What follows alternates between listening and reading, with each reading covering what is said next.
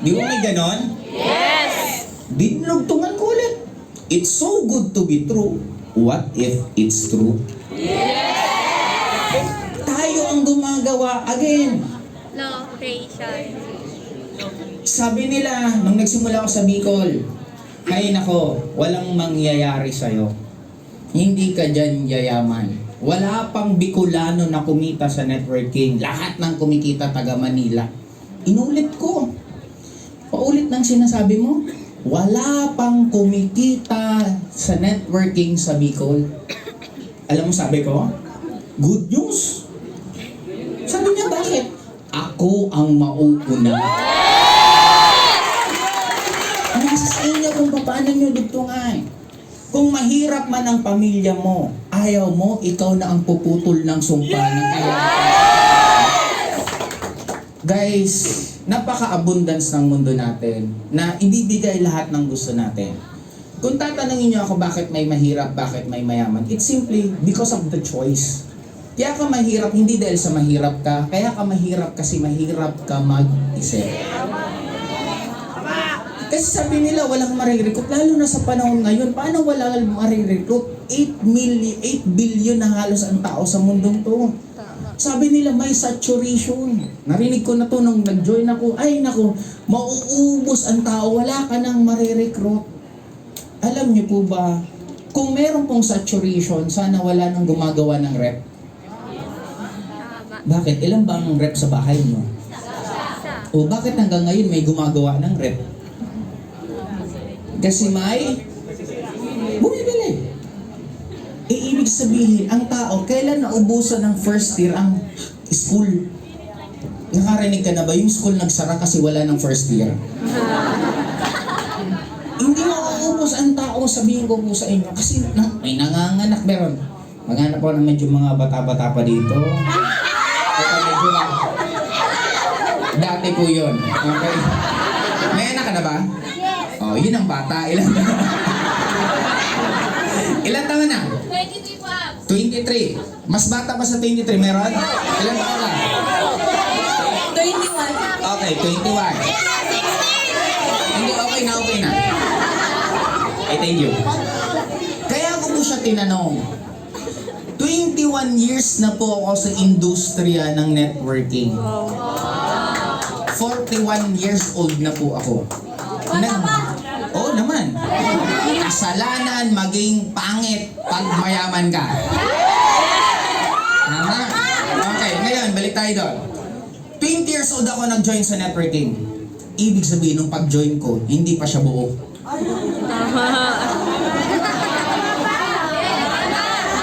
Paano mo masasabi ngayon na may saturation at mauubos? Lalo na yung mga 20 pababa. Hindi pa kayo ginagawa. No, ang tanong kasi doon, paano lalaki network mo? Paano ka magiging magaling sa isang industriyang ginagalawan mo? Sa network sa ganito, meron tayong panibago na nagiging next playing field. Nag-join po ako 2006 sa AIM Global. AIM Global po sinalihan ko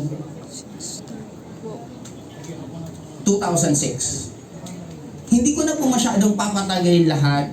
Nagkaroon po ako ng sasakyan, hindi lang po isa, mga sasakyan. Nakapunta po ako ng iba't ibang bansa. Imagine mo, nagsimula po ako Bicol to Manila, ordinary bus. 150 pesos ang pamasahe ko. Namamahalan pa ako nun. Kaya ang tekniko, meron akong kaibigan, pare, ikaw magpasakay sa akin sa bus. Kasi di ba pag ikaw nagpasakay sa bus, nagbabayad pa yung bus sa caller. Bibigyan siyang 20. Kukunin ko pa yung 20 yun. Kasi sayang, para 130 lang yung pamasahe ko. Ganun po ako nagsimula hanggang nakapunta po ng iba't ibang bansa. Sabi sa akin ng kaibigan ko dati, huwag ka muna magseryoso sa buhay. Kasi minsan lang tayo magiging binata. Uminom na lang tayo muna ng uminom, mag-enjoy tayo ng buhay. Na-realize ko sa isip ko, ang tagal ko nang umiinom, wala naman nagbabago sa buhay ko. High school pa lang, umiinom na ako. Ang meron lang, pagkatapos uminom, sakit sa ulo. Then sabi ko, gusto ko maiba buhay ko. And I always believe, if you want to change your life, dapat may bago kang ginagawa. Yes. Hindi pwedeng magbabago buhay mo kung pareho pa rin kaibigan mo. Kaya kung sino dito po ang nauubos ng mga kaibigan? Nakaranas po ba kayo nung nag-network kayo? Hindi na po sila... Hindi ka na tinetext? Okay lang yan. Alam niyo kung bakit? Nawala sila, kami naman naging kapalit. Mahirap po magkasundo yung nangangarap sa hindi. Mahirap magkasundo yung taong gustong magbago ang buhay sa taong ayaw. May isang kaibigan, gusto ko pare magkaroon ng kotse. Ang gandang may kotse. Alam mo po bang mga mahihirap, meron din silang prinsipyong sinusunod. Nung kinakwento kong gusto ko magkaroon ng kotse, alam mo sagot sa akin? Pare, ang mahal-mahal ng gasolina. Magpapagod ka mag-drive, ang sarap mag-commute, namimili ka lang ng jeep. Di ba may kanya-kanya, mamimili ka kung anong gusto mong papaniwalaan. No, may isa pang asahan kasabihan, pare, huwag ka mangarap masyadong yumaman. Delikado ang buhay ng mayaman. Tapos inisip ko, parang mas delikado ang buhay ng mahirap. Di ba, pumunta po kayo sa lugar ng mayaman, may cellphone ka, maiwan mo. Pagbalik mo, nandun. Punta ka sa lugar na medyo hindi maayos-ayos. Nakatago na yung cellphone mo, nawawala ko.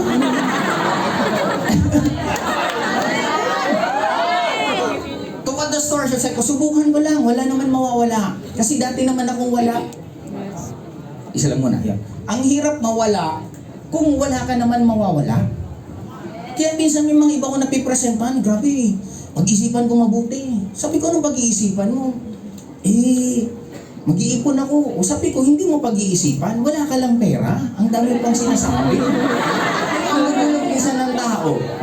Ngayon, balik tayo doon sa nagkaroon po ako ng resulta. Lalo this coming April 21, nasa Hong Kong po kami. 80 po kami halos na papuntang Hong Kong. Kaya kung may mga referrals po kayo doon, kontakin nyo na lang po mga uplines nyo, pa-attendin nyo po sa event, we will cater them, kami po magsasalita para sa inyo. Pag nag-member po yun, sa inyo po yun, hindi po yun sa amin. Ngayon, kaya ko lang po nasingit yung Hong Kong. Kasi first country ko pong napuntahan Hong Kong. Sobrang sarap po. Akala ko naman nangyari doon. Sobrang sarap. Pag nasa ere ka, alam mo palang diferensya ng Hong Kong at ng Pilipinas. Kasi pag nasa Hong Kong ka na, makikita mo yung building, ang lalaki. Ang lilinis ng lugar, ang gaganda. Pag umuwi ka sa Pilipinas, hindi pa lumalanding, nasa ere ka pa lang, alam mo nasa Pilipinas ka na.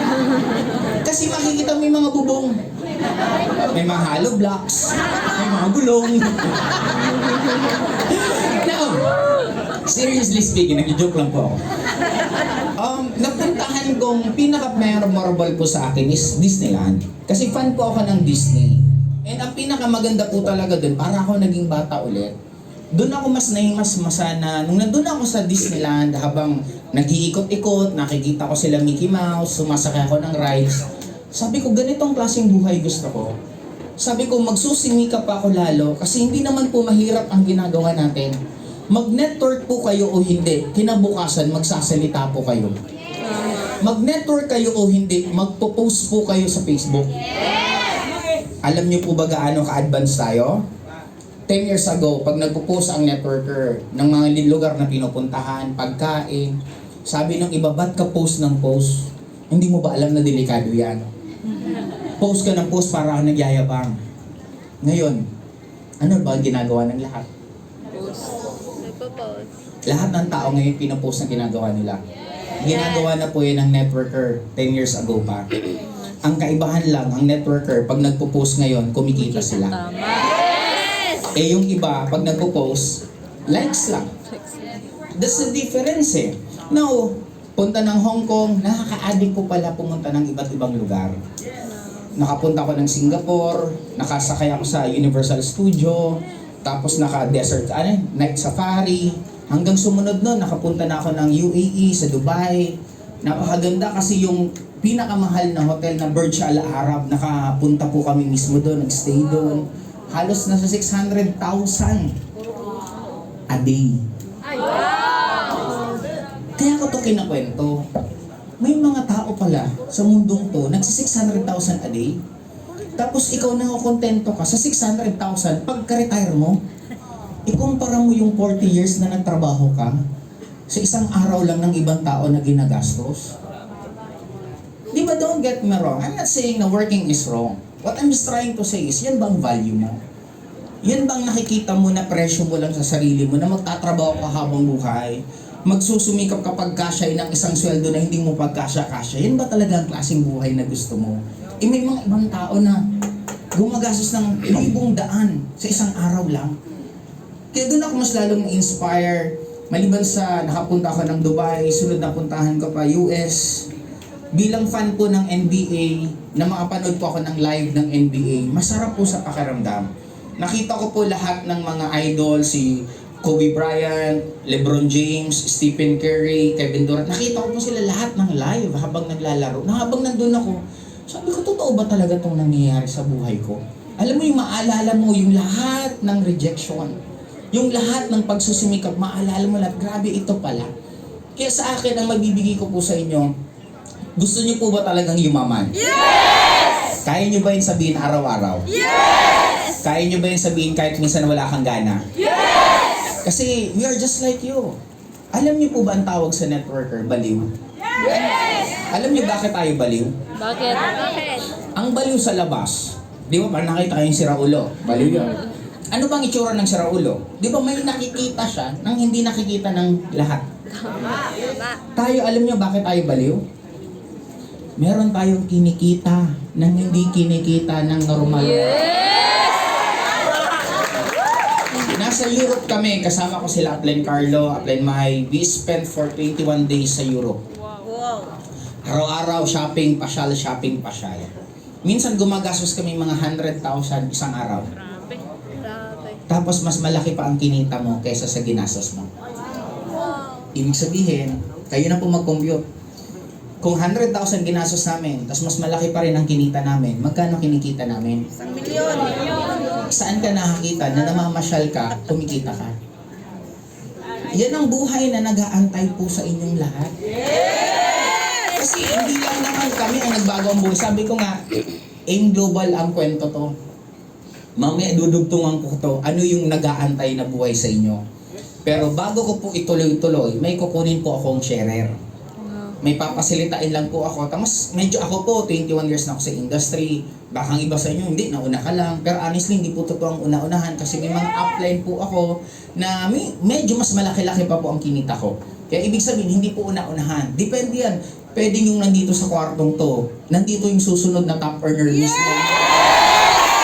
Again, law of creation.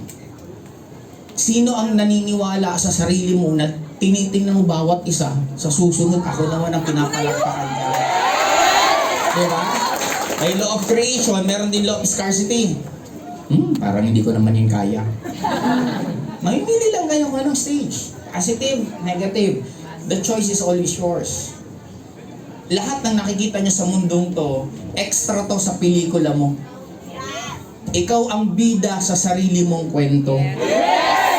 Kaya nasa sayo kung anong klaseng creation ang gusto mong gawin. Ako I could say na it's very very true kasi I was just nobody sa networking industry. Nag-join ako sa networking, walang nakakilala sa akin. Nandiyan lang ako lagi sa likod, pumapalakpak, naiinggit sa mga speaker. Pero sabi ko darating ang time, mangyayari yan sa akin. Isa lang ang formula ko, I always outwork everyone. Kung tulog ka na, ako gising pa. Kung gising ka na, mas taon akong gumising. Kung 10 kausap mo, 20 sa akin. Kung nagbasa ka ng libro, magbabasa ako, mas marami pang libro sa'yo. Ganun lang po, kayo always outwork. Napaka-simple ng competition ng life. Kaya ibabalik ko lang po muna to kay Sandro. Pwedeng palapan natin muna si Sandro kasi may gaano kalaking kwarto, meron pong 2 king size bed. O, ang king size po, isa po sa pinakamalaking kama, tapos may sala pa po sa loob. May rep pa po sa loob. Bakit maganda? Pagbukas ko ng rep, puno ng laman. Buti na lang nagbasa ako. Kasi ang ruling po pala doon, pag inangat mo lang, considered sold. May mga sensor yung mga inkan doon. Eh paano kung medyo eng-eng ka, di ba? Yung ano bang mga laman na to, isa-isa. Tapos ang dami mo na palang bayarin, hindi mo alam kung bakit.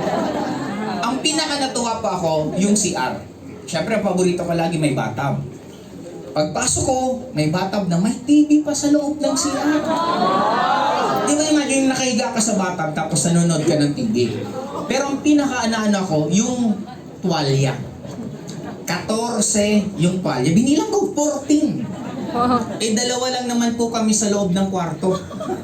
I-divide mo yung 14 sa dalawa, ilan? 7.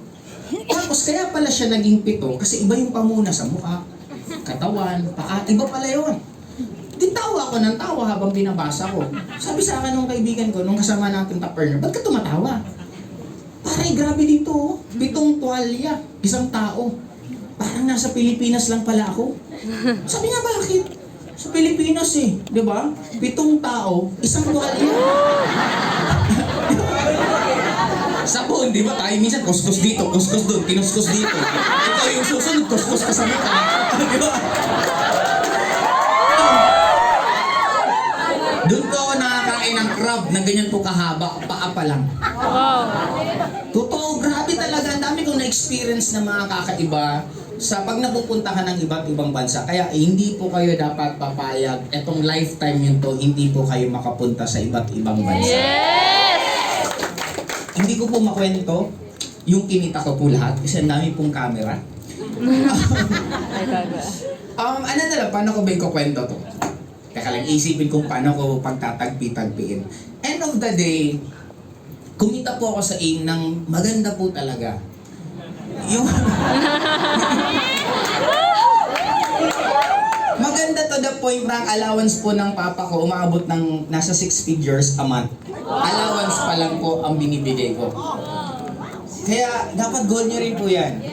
Masarap po i-spoiled ang magulang. Yes. Kasi dinadamitan nila tayo nung bata tayo, binibilan tayong damit. Masarap din po na sila naman ang damitan nyo. Kasi ako dati pinagtripan ko si Papa eh. Pinasuot kong sapatos ni Jordan, short ni Jordan, damit na Jordan, cap na Jordan, tapos pinicturan ko. Alam mo, parang pinagtitripan mo, di ba? Pero tuwan naman siya. No, ang sa akin lang, gawin nyo to, laliman nyo lang ng konti. Maliban sa para sa inyo, idagdag nyo na rin yung para sa mahal nyo sa buhay. Kasi lagi ko pong sinasabi na masarap po magsabi ng I love you sa isang magulang na nabubuhay pa. Pero masarap po yung I love you kung may kasamang cash. Tama. Di ba? Mama, ito po, allowance mo 50,000. Buwan-buwan. Ubusin mo yan. Pag hindi mo na ubus, hindi na kita bibigyan. Di ba yun ang problema bigla magulang mo? Paano ko naman ubusin to? Anak, ang dami nito. Eh mama pa, straight kang buhok. Pag straight na, pakulot mo naman. Ubusin mo yung kulay, bonbon, iba-ibang kulay yung buhok mo. Diba? Masarap po yung ganon. Hindi ako, I do believe na buhay tayo sa mundong to, hindi para mag-aral, magtrabaho, mamatay. Naniniwala ako na we could explore things. Pwede ka pumunta sa Hong Kong, mag-tea ka sa Hong Kong. Pumunta ka ng Taiwan, makita mo dun yung mga pinapalipad na lantern. Pumunta ka ng Turkey, sumakay ka dun sa, ano ba tawag? Hot air. Hot air balloon, di ba? Punta ka ng Dubai, kumain ka doon ng mga shawarma, pumunta ka sa desert, uminom ka ng kape na may gold. Di ba? Imagine mo, sa Dubai po kasi pag napunta kayo, may tinatawag na gold souk. Pag sinabing gold souk, ano siya, parang palengke ng mga ginto. Grabe doon, nakikita mo yung ginto, mga nakakalat lang. Kumbaga, doon ka mas lalong mangangarap sa buhay na pwede pa pala. Ang daming pwede niyong ma-experience. Kanya-kanya po tayong trip. Hindi ko po alam kung anong gusto niyo. Pero kami nung napunta kami sa Korea, sobra din po nakakatuwa. Kasi dahil sa pandemic, naging fanatic po ako ng Korean novela. Kaya pag napupunta po kami sa Korea, kasi we are planning ng wife ko, tapos ng anak ko, this year, mag-i-stay po kami sa Korea ng 1 month. Wow. And we are planning every year kung pwede kayo mag-stay kada country ng 1 buwan. Wow. Alam nyo ba, sa mga mag-boyfriend, girlfriend, kung matagal-tagal na rin po kayong konti, magpayaman naman kayo. Magsawa na kayo kung ang date nyo na lang lagi, Jollibee, McDo, di ba? Mag-iba naman kasi kami dati nung partner ko ngayon, inabot po kami ng 2017, kung tama pagkaka-recall ko, kung hindi 2007, 2016, umabot po kami ng 18 countries, 1 taon. Wow. Masarap kaya mag-date ng iba-ibang, di ba? Kaya yun eh. Kaya para sa akin, kaya ako to kinakwento. Maliban sa nagkaroon ng sasakyan, nakapunta ng iba't ibang bansa, nakapunta ng mga properties, condo, bahay. Ngayon po yung building ko patapos na. Ang pinaka natutuwa po ako kasi ginawa po namin to offline. 2006, ang hirap po mag-network. Kasi kailangan mo pumunta bahay-bahay. Ang pinaka-worst, babiyahe ka ng 4 hours, pipresentan mo isang mag-asawa. Tapos after na presentan mo, nag-usap pa yung 3 oras. Tapos sasabihin niya, sige, text ka na lang kita. Tapos uuwi ka pa ng another 4 hours. Pagdating mo sa bahay mo, sasabihin nung presentan mo, pag-iisipan ko. Hanggang ngayon, nag-iisip pa rin sila kasi hindi naman sila bumalik eh. Di ba, ang hirap eh. Yung pag network dati, ultimo kakainin mo, ipapakain mo sa prospect. Yung gutom na gutom ka na, pero yung prospect mo, kailangan mong pakainin. Tapos habang pinipresent mo, yung prospect mo mumumuya. Gusto mo gumaganon-ganon pa. Kung pwede mo lang kunin ko eh, kainin ko eh, kanina pa ako nagugutom eh. Ang pinaka-worst, negative pa. Di ba kung pwedeng iluwa mo yan? Akin na yan. Di ba? Yun ang pinagdaanan namin. Ang market namin, bahay-bahay. Isipin mo dati sa Bicol, nagbumotor lang po ako, ikot ko, galing kami Sorsogon. Mumotor ako. Eh yung motor ko walang yung walang, ano ba yan? Yung basag lang eh, kasi binili ko lang yung 100 pesos, kaya walang ganon. Eh may paniki. Katama talaga sa mukha, buti nakailag ako. Tapos sabi ko, yes, nakailag ako. Sabi sa akin nung downlink upline. Bakit? Sa akin tumama. Di ba magkadugtong lang ulo niya, nakailag ako sa kanya. Encounter. Nagmumotor pagpababa. Sino mga nagmumotor? Pagpababa, pinapatay ang motor. O bakit papatayin? Para tipid. Hanggang idudulo. Ano? Start ka naman ulit. Ganun po kami nagsimula. Kaya nga minsan kung iisipin nyo, yung parang nangyayari sa amin ngayon, parang hindi kayo po maniniwala na totoo ba talaga? Totoo po talaga. Pag makakain ako sa 7-Eleven na rice meal, mayaman po ako niyan. Lalo na pag may drinks. Or minsan 2 rice meal. Pero pag walang-wala, itlog. Talo-talo na isang itlog, mga 1 litrong tubig, busog ka na rin yan eh. Ganun kami nagsimula. Kaya never doubt kung nasaan po kayo ngayon. I know marami po iba dito, baka kanina ka pa nagugutom. Di ba? Baka iba na yung paningin mo sa katabi mo, di ba? Okay lang yan, enjoyin mo lang yan. Kasi pag tumita kayo, ang problema nyo naman kung paano kayo magkocontrol na kumain kayo. Madali po mag-diet pag wala kang pera. Ang hirap po mag-diet pag marami kang pera. Kaya kung wala kang kinakain ngayon, isipin mo na lang, nagda-diet ka. Diba? Maganda nga ngayon, may mga rason na eh. Noon, pag medyo hindi ka kumakain na, patay gutom, walang pera yan. Ngayon may sagot na eh. Ba't hindi ka pa kumakain? Diet. IF po ako. Alam niyo ang IF?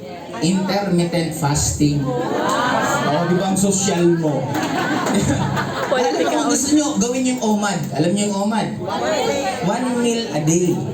May mga nagtitrend ng gano'n na mas healthy pa daw siya. Hindi daw natin actually kailangan kumain ng 5 beses ang araw. Kahit isa nga lang, basta masustansya naman kinakain mo, okay yun. Ngayon, ma-excite po kayo.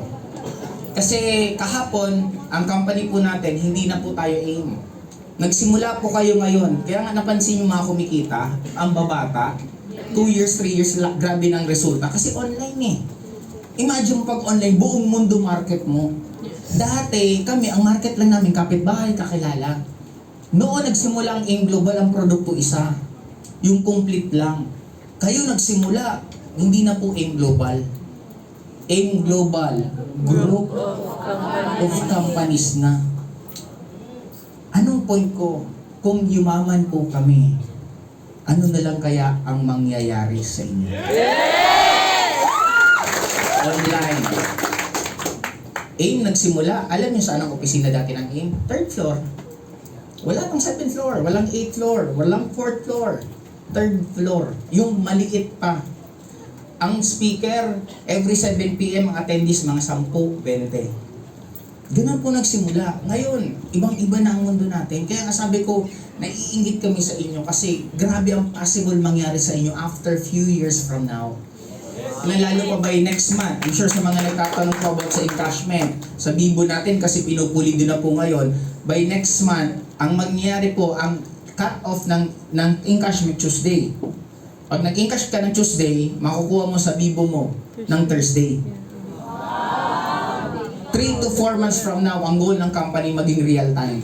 Wow. Para maintindihan nyo sa mga hindi ko nakakaintindi, ano ang real time? Nag-encode ka ngayon, pak, may pumasok, 1.8. In-encash mo, pak, nandun na agad sa Bibo mo. Same. Yes. Yun po yung pupuntahan natin. Isa pa lang yun. Eh marami pa po tayo mangyayari. Mga food cart natin, ang dami pong darating.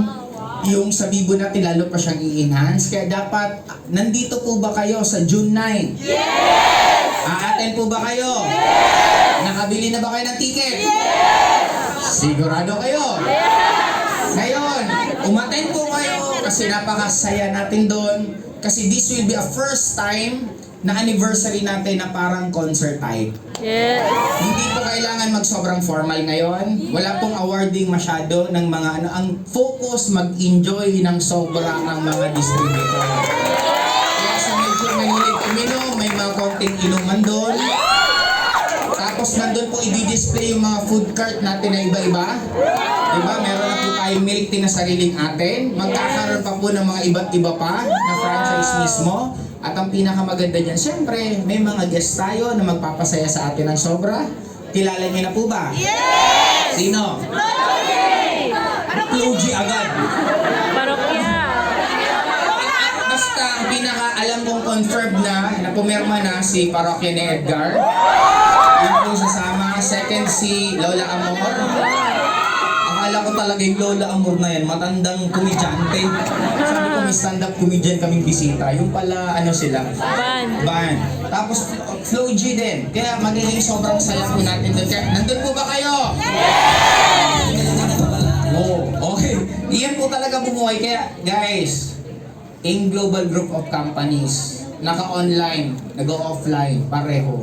Ano na lang kaya mangyayari sa inyo? Kaya doon po makakatawid tayo na kung dati po pag sinabing kumikita ng milyon, halos mga isa, dalawa lang. Pero ngayon sobrang dami. Ang dami po kumikita ng milyon sa company natin at may mga tumawid pa ng minsan ng 8 figures. Okay? Bahala na po kayo mag-compute kung magkano po ang 8 figures. Pero ang goal po natin maging normal. Na few years from now, sobrang dami po ang kumikita ng milyon-milyon buwan-buwan. Kaya ang tanong, sino yun? Sino yun? Sana ma-maintain nyo yung ganyan na energy kasi ganyan na ganyan po kami. May pera o wala, may pay-in o wala, ganyan ang nararamdaman. Ito, isipin nyo. Example, alam mo, 6 months from now, mananalo ka sa loto ng 100 million. Ngayon, na-reject ka, malulungkot ka. Next month, 30 nag-reject sa'yo, malulungkot ka. Next month, 100 nag-reject sa'yo, malulungkot ka. Bakit hindi kayo malulungkot? Kasi alam mo, after 6 months, meron kang 100 million.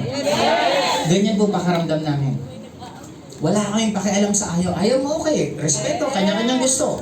Hanap ka lang ng hanap, mahahanap mo rin yung taong para sa'yo.